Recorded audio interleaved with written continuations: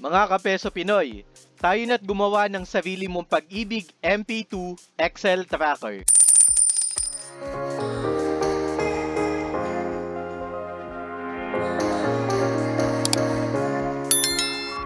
Unahin muna nating gumawa ng monthly tracker mo, kapeso.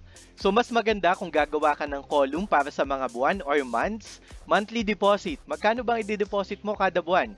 Ito naman yung total. Ito-total natin kada buwan yung i-deposit mo. Nandito naman yung interest rate ng Pag-ibig MP2 natin. Entitled months, kasi magsisimula tayo ng hindi January, mga alangang buwan ng taon. So, kailangan may entitled months column tayo. Nandito naman yung dividend income natin, kung magkano kikitain natin. Nandito din naman yung total money column natin. Nandito yung dividend income mo, plus yung lahat ng na-deposit mo. So, i-define muna natin, kapeso, magkano ba yung balak mong ihulog kada buwan? Sabihin natin na 1,000 pesos ang ihuhulog mo kada buwan. So, kailangan natin gumawa simula October 2023 hanggang December 2023. Ituloy natin yung paghuhulog natin ng January 2024 hanggang December 2024. So, pwede ka nang gumawa ng ganito, kapeso. Tapos ito-total natin magkano yung naiuhulog mo kada taon. So itotal natin yung 2023, itotal naman natin yung 2024 kung magkano yung nahulog mo.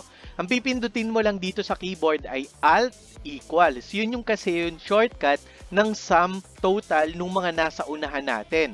Pwede din naman na manual. Halimbawa, January 2025, naghulog ka hanggang December 2025, kung ayaw mong pindutin dito yung Alt equal sa iyong keyboard, pwede mong ilagay dito equal, sum, tapos open parenthesis, i-highlight mo yung buong hulog mo ng 2025, close parenthesis, tapos enter mo lang siya sa keyboard, magto-total na rin siya. Pero ang pinaka-shortcut talaga or pinaka-maganda dyan ay yung Alt equal sa iyong keyboard. Kasi matototal agad natin siya instantly. And then, tuloy-tuloy tayo ng paghuhulog hanggang 2027. Alt equals ulit, 12,000 ulit ang nabuo natin at matatapos tayo hanggang September 2028. Yan yung panlimang taon natin or final year ng paghuhulog natin. Siyempre hanggang September 2028 lang, kaya 9,000 lang ang total na nahulog natin. Nasaan yung 3,000 na nawawala? Nauna na nating ihulog yan no October 2023 hanggang December 2023. I-define naman natin ngayon yung interest rate. Nasa sa inyo yan, kapeso. Kung magkano yung interest rate na sa tingin nyo ay gusto nyong ma-estimate. Halimbawa, ang gusto nyo ay average rate nung nakaraang 5 taon. Okay lang yon, 6.76%. Paano kung halimbawa gusto nyo 7.03% o gusto nyo paiba-iba?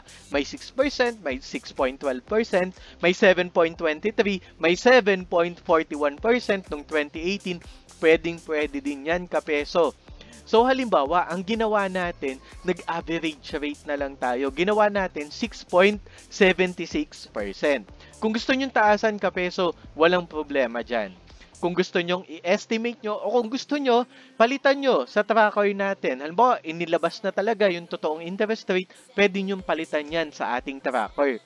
So, ilagay naman natin dito yung entitled months. Bakit nagkaroon tayo ng entitled months? Kung mapapansin nyo, nagsimula tayo October 2023. Ibig sabihin, hindi natin makukuha yung buong 6.76% sa unang taon ng paghuhulog natin kasi last 3 months na lang ang nalalabi sa paghuhulog natin. So, ano yung entitled months natin sa October 2023? 3 buwan na lang. Paano natin nakuha yung 3 buwan? 1, 2, 3. 3 buwan na lang. So, yung November, 2 buwan na lang. November at December. Kaya yung December, 1 buwan na lang ang nakukuha natin na monthly payment. So, paano natin i-compute ngayon yung dividend income column natin? So, yung 1,000 pesos na nahulog pala natin, kapeso, times dun sa interest rate na inilagay natin dito, times natin sa entitled month. So, multiply mo siya, and then, gawa ka ng open parenthesis. Ilagay mo yung 3 months. I-divide mo ngayon yan sa 12 months. So, ito yung tinatawag natin na pro rata lamang ang makukuha natin. Kaya makukuha mong dividend income sa unang buwan ng paghulog mo ay 16.9%. Kaya ang total money mo ay 1,000 plus yung dividend income mo na 16.9. Kaya ang total money mo ngayon, 1,016 pesos. Paano naman yun yung sumunod na buwan? Magkano yung dividend income natin? Pwede mo tong ikopya, kapeso. Yan, ikokopya natin siya. Control-C mo lang siya dito. Tapos Control-V mo naman dito. Kung gusto mong gamitin ang mouse mo, copy mo dito. Right-click ka sa iyong mouse and then copy. And then paste mo ulit dito. Paste special and then all. Ganun din ang kakalabasan yan. Pero kung keyboard ang gagamitin mo, just Control-C tapos Control-V. Ngayon, ang total money mo na makukuha ngayon ay ikokopya mo lang ulit ito. 1,011 naman for November. Sumunod na buwan, December, copy mo lang ulit. Ang makukuha mo naman ay 1,005.63. Ito-total natin yan ngayon as your total money. Alt equals mo ulit para masum mo. Kung gusto mo naman na gumamit ng manual formula, sum equals, i-highlight natin itong 3 buwan na to, and makukuha mo din yung 3,033. Bakit sabi natin, akala natin compounding? Kasi ang expectation natin, dapat itong total money na to, plus yung nahulog natin, dapat yun yung mag-i-earn ng interest sa susunod na buwan.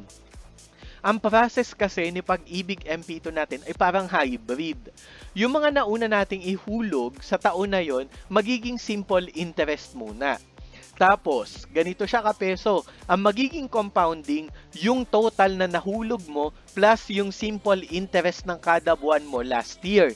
Halimbawa, yung year 2023 natin, ilagay natin siya dito sa total savings. Yan ngayon yung mag-earn ng compounding interest. Halimbawa kapeso, same interest rate. Pero kung gusto mong 7%, ayos lang din kapeso. Pwede mo itong gawing 7%. Depende sa kung magkano ang i-declare ni Pag-ibig sa ating dividend payment. Sana mas mataas ano? Kasi nung last year, 7.03. Malay nyo maging 7.23 o mas mataas pa. Di mas malaki syempre yung interest natin. Tingnan mo, 7.03%. Di ba lumalaki kapag ang nakukuha natin na interest rate mas malaki din. Ngayon, entitled months. Dito na ngayon magkakatalo kapeso. Kung dati, 3 buwan lang entitlement natin, ngayon, 12 months na ang entitlement month mo. Pati yung January natin, ganun din. Pero, 11 months para sa February, 10 months naman para sa March. Pwede mo yung i-drag kapeso. I-highlight mo lang tong 12, 11, 10. Mag-automatic formula na yung Excel natin. Pag dinrag mo siya, magiging pababa yung bilang niya. So, magiging ganyan na ngayon kapeso. Magkano yung entitlements mo? So, i-times natin yung total savings mo last year, times natin yan dito sa 6.76%, i-times natin ulit dun sa entitled months. Kahit i-times natin siya kapeso, ang makukuha niyan kahit i-divide mo siya sa 12 ay buong buwan pa din or buong taon. So ngayon, ang nakuha mo na dividend income ay 205 pesos kapeso. Kaya yung 3,000 mo nun, plus yung dividend income mo ngayon, yan syempre ang magiging total money ng 3,033 mo. Tuloy-tuloy ko naghuhulog ng 1,000. Kasi sabi mo nga, every month maghuhulog ako ng 1,000. So, paano natin yan i-compute? Pwede mo i-compute mo o i-copy mo na lang yung formula mo nung nakaraang buwan kasi wala namang maiiba. So, kung makikita mo dito kapeso, tingnan mo, tuloy-tuloy. Yan. Kung makikita nyo dito sa 3 months natin, nakopya din 16.9%. Pero, syempre, kung maiiba yung interest rate, halimbawa, ginawa mo 7.03%, aba, syempre, iba yung makukuha mo dyan kapeso. Mas malaki kumpara dun sa nakaraang buwan. So, subukan natin, 7.03%. Out of curiosity lang, tingnan mo, dati, ang nakuha mo 16.9, ngayon 17.58. Lumalaki talaga kapeso. So ngayon, copy din natin yung formula natin noong nakaraang taon. Palaki ng palaki yan, syempre. Ang total money mo ngayon, magkano na? Alt equals 15,000 na kapeso. Ang total na nahulog mo, 3,000 plus 12,000, 15,000. Pero, Dahil kasama na ang interest, 15,704. Ikaw compute ulit natin yan sa compounding natin sa susunod na taon, kapeso. 6.76% sabihin natin. 6.76% ulit, kapeso. Ngayon, ang formula natin, buong taon ulit. Copy mo na to, kapeso. So, ngayon, depende sa'yo kung gusto mong gumawa ulit ng 12, 11, 10. Pero ako, kokopyahin ko na. Ctrl-C, Ctrl-V sa ating calculator. Ngayon, ikakopy ko na din yung formula ko dito. Hindi na ako magpapakahirap, kapeso. So, Ctrl-C, i-highlight mo lang. Ctrl-V mo dito sa calculator. Siyempre, eto, ganun din ang formula natin dito. So, i-copy ko siya ng 213. Copy natin siya dito, kapeso. Tingnan nyo, palaki ng palaki yung interest natin. So, magkano yung nahulog natin that month?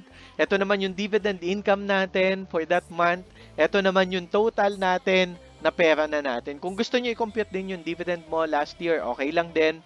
So, ngayon, naka 29,000 pesos ka na. Pero magkano nahulog mo? 12,000 plus 12,000 plus 3,000, 27,000. Pero ang pera mo ngayon, 29,205 na. Iko-compound ulit natin yan next year, kapeso. Kasi dapat mag-earn ulit yan. So, i-copy mo na itong dalawang column na to. Kasi ito lang naman ulit yung formula natin, kapeso. So, ngayon, ay, ilagay ko siya dito, kapeso, ha. Kasi nagkamali ako ng column para sa interest rate pala yun. Halimbawa, 6.76% ulit, kapeso, ang ginamit mo. Okay lang din. Copy mo na ulit yung formula mo dito. Mas mahirap lang sa una, pero sa mga susunod na taon, pakopy na lang tayo ng pakopy ng interest rate, no? So, ngayon, eto na ulit yung nagiging pera natin, kapeso. Dito lang, ang formula na natin, syempre dito, ay 1,500, ay, ang ilagay natin dito, kapeso, ay, eto, yung total money natin, para makuha natin siya dito. Ngayon, ang pera na natin ay 43,618 pesos na, kapeso. Yan ulit yung magiging total savings natin. And then, i-copy natin ulit yung mga naging formula natin dito. Tingnan natin kung magkano makakalabasan yan for the next year, kapeso. Alt equals 59,000 pesos na. Eh, magkano ba nahulog mo na? 12,000 plus 12,000 plus 12,000 plus yung 12,000 dito plus 3,000. Nandito yung sum niyan, kapeso. Medyo maliit lang, 51,000 pesos. Pero yung pera mo na, 59,000 pesos na, kapeso. So, ngayon, i-compound ulit natin yan. Lagay ulit natin dito. Pero, di ba, kapeso, January tayo nagsimula. Medyo malilito lang siguro kayo ng kaunti dito, kapeso. Pero, bakit 9 months? Eh, January ako nagsimula, At saka, di ba, January din, dapat 12 months or buo ulit. Kaso lang, kapeso, ang final year natin, September. So, ibig sabihin, 9 months lang ang natitira para ma-withdraw natin siya. Kaya 9 months lang din ang gagamitin natin dito sa mga susunod na months. Kaya ganun ang magiging computation natin. So, paano natin yan ngayon i-compute, kapeso? Pwede na natin i-kopya yung formula natin dito, ano? So, i-copy natin siya. And then, tuloy-tuloy yung paghuhulog natin. So, paano ang magiging formula natin, kapeso? Wala pa tayong interest rate, kaya ganun pa, nakablanko pa siya. So, i-copy ko dito yung interest rate naman, kapeso. Kaya kung makikita nyo dito, 59,000 times interest rate natin, i-times mo dun sa entitlements, lagyan na lang natin to ng open parenthesis, divide 12 natin, ang makukuha mo ngayon dyan ay 2,991 pesos. Kaya i-add natin ngayon yung pera mo na nakaraan plus yung dividend income na nakuha niya. Magkano na ang total mong pera, kapeso? 71,000 pesos, kapeso. Pero magkano ang total mong nahulog? 60,000. Pero ma-withdraw mo ay 71,251. Magkano ang naging dividend mo? So, kung ililess natin yan, kapeso, ang magiging total na dividend na nakuha mo, 71,000, less natin sa 60,000, 11,251 pesos ang naging dividend mo. Kaya kumita ka ngayon ng 71,251 251 pesos. Ganun lang ang paggagawa natin ng tracker. Kapag nakapag-umpisa na tayo kapeso, magiging flexible na siya. Halimbawa kapeso, yung tracker natin by 2025, ang na-declare pala ni Pag-ibig na interest rate ay 8%. Hindi kasi siya imposible kapeso.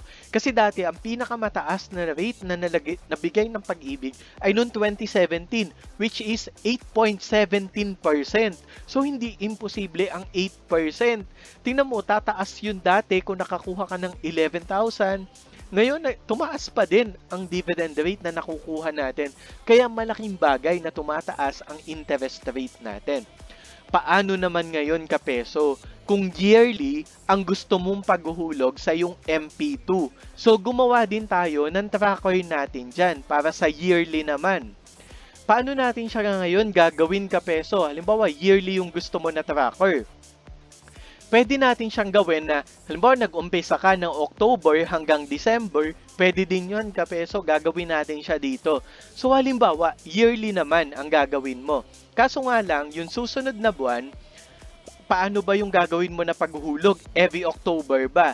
So, kailangan ang tracker natin, gagawin natin siyang up to October lang or up to September lang ng susunod na taon. Kasi, maghuhulog ka ulit ng another month natin or ng another yearly payment natin sa October 2024. Kaya ang gagawin ngayon natin dito, medyo i-atras natin yung calendar natin. So, gumawa ako dito kapeso ng posible natin na maging calendar. So, halimbawa, ganito ang gawin natin. Yung first column mo, delete ko muna ito para sa iyo kapeso ha. Yung first column mo, yung year ng paghuhulog mo. Yearly deposit mo. Yung total savings. Interest rate, magkano yung gusto mong interest rate? Entitled months, magkano naman ang entitled months mo? Dividend income at saka total money. I-delete ko muna lahat ng naging formula natin, kapeso, para makapagsimula tayo. So, maghuhulog tayo ng every October. Halimbawa, kung gusto mo naman ng January, walang problema doon, kapeso. Kung gusto mo simula ng January, walang problema. Pero kung, halimbawa, excited ka na, gusto mo nang simulan ngayong October pa lang. So, simulan na natin, kapeso. Maghuhulog ka halimbawa ng yearly deposit mo na 12,000 pesos. Sabi mo, 12,000 ang gusto kong simulan. So, ngayon, lalagyan natin siya ng 12,000. Ang total savings mo ng taon na yon ay 12,000 pesos. So, October ka, magsisimula ka peso. Ang interest rate natin ay 6.76%. Kung gusto mong taasan ka peso, walang problema dyan. Halimbawa, lumabas na yung bagong interest rate nung 2027, which is higher, which is 8%. So, palitan natin siya kapeso. Entitled months. Paano natin ngayon to hahati-hatiin? Kasi kailangan nating ipa-rate yan kapeso. So, nung October hanggang December, ilang buwan ang natitira? Kung magko-compute tayo, so October, November, December, 3 buwan na lang ang natitira. Kaya yung dividend income natin for October to December 2023 ay 12,000 times yung interest rate natin na 6.76% times yung natitirang months, i-divide muna natin yan sa 12 months kapeso. Kasi kailangan natin siyang ipo-rate. Kaya ang dividend income na kikitain mo ay 202 pesos. Magkano yung total money mo kapeso?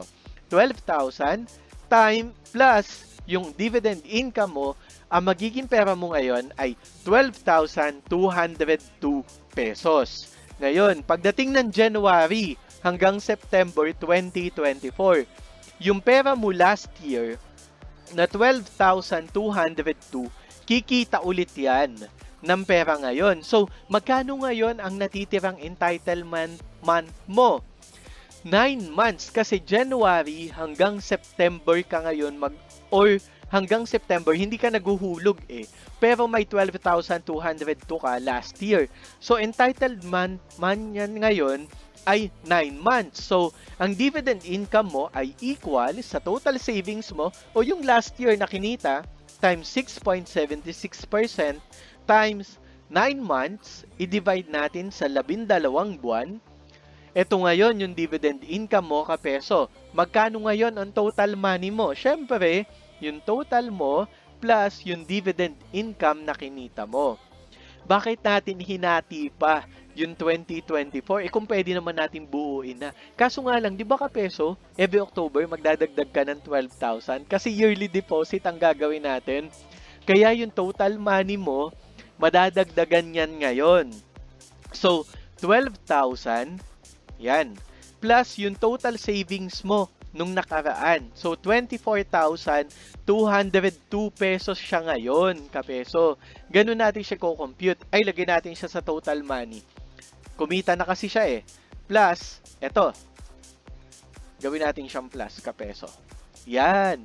Kumita ngayon yung 12,000 pesos mo. Ang entitlements man yan ay 3 months din. Katulad lang din nung October to December natin nung nakaraang taon. So ngayon, ang gagawin natin pagko-compute, pwede mo siyang i-copy na lang yung dividend income natin nung nakaraang buwan. Ang total money mo naman, ganito din. 25,240 na kapeso. Palaki na ng palaki. Kasi nadadagdagan yung hulog natin. So, ikopya natin ngayon yung formula natin nung mga nakaraang buwan. Tapos, dito naman siya kapeso, i-compute din natin siya. So, hindi ka na ngayon maghuhulog dito, kaya ikokopya ko lang dito. So, ngayon, yung 3 months, ikopya ulit natin, or 9 months and 3 months, ilagay natin siya dito, lagay lang ng lagay, natitirang months. Magkano tuloy ngayon ang naipon mo kapeso? Magkano ilang buwan ka naghulog? 60 months pa din kapeso. Walang nabago doon. 60 months. So, entitled months natin ay 60 months. Ang total na nahulog mo, 60,000 pesos. Ito yung mga naging dividend income mo. Kaya ang naging dividend income mo for a yearly deposit ay 13,506. Kaya yung naging total money mo kapeso, 73,506 pesos.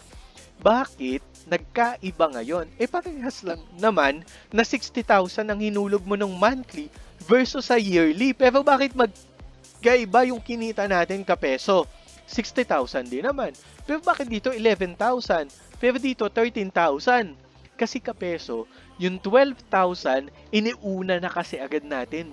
12,000 pa lang natin na unang savings, kumikita agad ng dividend. Kaya mas malaki yung umpisa natin, syempre, mas malaki agad yung kikitain natin na dividend. At syempre, pa-accumulate siya ng pa-accumulate. Kaya malaki talaga agad ang kikitain natin. Halimbawa naman, kapeso, naisip mong gawing tracker, one-time payment, gusto mo mag-experiment, 60,000. Ihuhulog ko na agad yan, 60,000 pesos na yan. One-time deposit ko. 60,000 ilagay natin dito kapeso as your one-time deposit. 6% ang interest rate. What if kapeso gusto mo laro-laruin? I-copy natin ang interest rate natin noong 2022 hanggang 2018. Ito ay estimate lang kapeso ha. Lahat ng ginawa natin dito ay estimate kasi yung interest rate naman talaga mangyayari pa lang yan in reality in the future. So paste ko siya dito, paste special ko lang ng values, pwede din yan. Laro-laro lang to kapeso ha, itong interest rate dito kasi syempre magpiprevail kung ano yung interest rate na i-declare talaga ni Pag-ibig for that year. So ang dividend income mo, 60,000. Times agad sa interest rate. Assuming ito kapeso na nagsimula ka ng January ha. Pero kung hindi ka January naghulog, kailangan syempre natin yan lagyan ng pro-rata data din. So ngayon, gawin natin siya kunwari, January ka naghulog. So ngayon, ang magkano nang kikitain agad ng 60,000 natin plus yung dividend income mo. Kaya sa susunod na taon, ito na ang magiging basis natin. Magkano ngayon ang dividend income na kikitain yan? Times dito sa 6% na interest rate, ang total money mo ngayon ay savings mo plus ito naman, dividend income, palaki ng palaki talaga siya kapeso. Tingnan mo ngayon, ito yung ikakopy ko naman. Kakopy niya dito, pakopy tayo ng copy, and then yung dividend income natin, tataas na naman kapeso. Tingnan mo ngayon dito yung total money mo. Control C, Control V lang ako. Control C ko siya, Control V. Ngayon, Control C ko siya, Control V. Control C ko ulit ito, Control V ko ulit. Control C ko, Control V. Magkano ngayon ang kinita ng 60,000 pesos ko kapeso? 23,000 pesos yan kapeso. Yung total money ko, 83,199 pesos. Yan yung advantage talaga ng one-time deposit. Pero syempre, lahat naman tayo, hindi naman natin sure talaga kung kaya agad natin ihulog o ibuhos agad yung 60,000. Kaya nga may monthly tracker tayo, may yearly tracker, pero lahat yan kumikita at kumikita ka pa rin kapeso. So sana kapeso, na-guide namin kayo paano nga ba gumawa ng sarili nating Excel tracker para pwede natin bagu-baguhin yung mga interest rate, yung data, magkano gusto mong one-time deposit. Sana na-guide namin kayo kapeso.